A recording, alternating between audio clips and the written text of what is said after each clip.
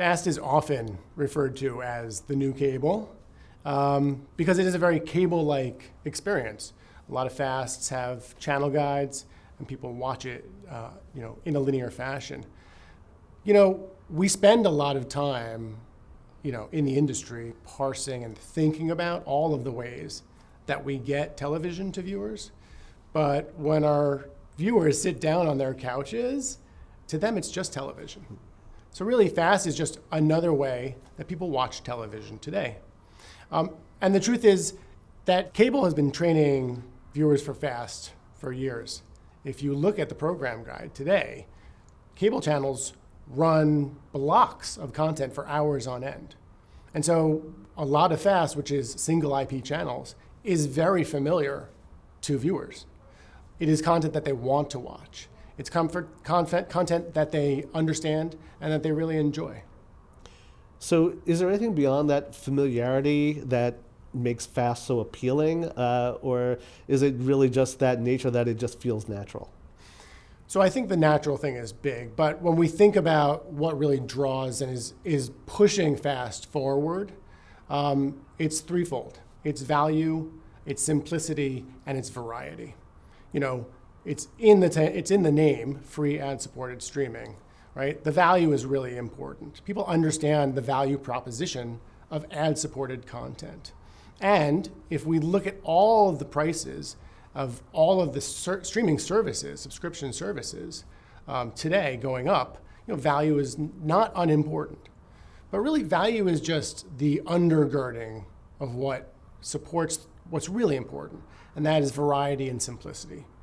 We talk to a lot of FAST viewers throughout the year, and what we hear is that they really enjoy that it's very easy for them to watch. Samsung TV Plus, Samsung's FAST service, is TV out of the box, right? You don't need a subscription, you don't need a credit card, you don't need to log in, you don't need to spend 20 to 30 minutes trying to figure out where what you want to watch is being streamed. It's right there for you. And then the variety, they tell us, consumers tell us, viewers tell us, that they're watching the same types of content that they watch everywhere else, right? It's crime procedurals, it's comedies, it's food, home, and travel content, right? FAST is everything that they want to watch. So Justin, also wanted to ask you a bit more about the value of Samsung TV Plus, and is it the curated channel-like experience of that program that also elevates FAST?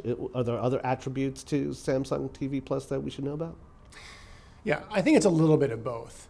If you look at what different FAST services provide, it's quite often on-demand and live streaming, and the content is pre-programmed. And I think that's really important today. There are times when people want to sit down and relax and watch content that they like, is familiar, and really kind of gets to them to the state where they want to be when they're sitting on the couch. But it's also really important that it's data-driven today. So it feels more relevant, particularly during ad breaks, because the ads are tailored for the audience there. So it's a great opportunity, again, for advertisers to find audiences who are ready and willing to watch their advertising in content that was developed for advertising, right? And can't be scrolled through, can't be skipped, and is on the biggest screen in the home. So with that in mind, it again comes back to the idea of the new cable, as you mentioned. Is there any other way that advertisers should be thinking about FAST? Is it, as you said, with consumers, it's just TV? Is it the same for advertisers? So for consumers, it really is just TV. We've done an analysis of viewers who have adopted Samsung TV Plus. And we looked back to the 3 months prior to their usage of the FAST service. And what we found is that on average, they're watching about 50 hours per month of entertainment cable. So not news cable, not sports cable, it's really top 20 entertainment cable content. When they adopt TV Plus, we see that there is a one-for-one replacement of that content. And that in the end, they continue to watch some cable and some Samsung TV Plus, but the amount of time that they're spending is that similar 50 hours per month. So what's really important to know is people are using it just like their television for advertisers, that means you have a high quality audience watching high quality content. In addition, because FAST is digital, and with all of the data that Samsung has available at our on hand, including automatic content recognition for linear television, app usage across our devices, as well as information about streaming, our partners can utilize FAST services through solutions that we've built, one of a suite called Optimal Reach. So we have two solutions under Optimal Reach. One is an incremental audience product, evolving the idea of incremental reach beyond just linear incremental. We're now able to understand whether consumers have seen advertisers' ads on linear or on streaming, and identify them and target them to expand reach. Additionally, we can also utilize it for competitive conquesting. So not only do we know when a target audience has been hit by our advertiser's brand, but we also know when they've seen the ad of a competitive brand.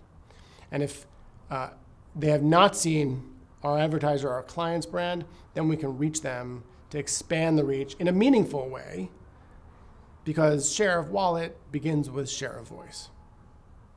So, Justin, please forgive the pun, but fast forward to 2026.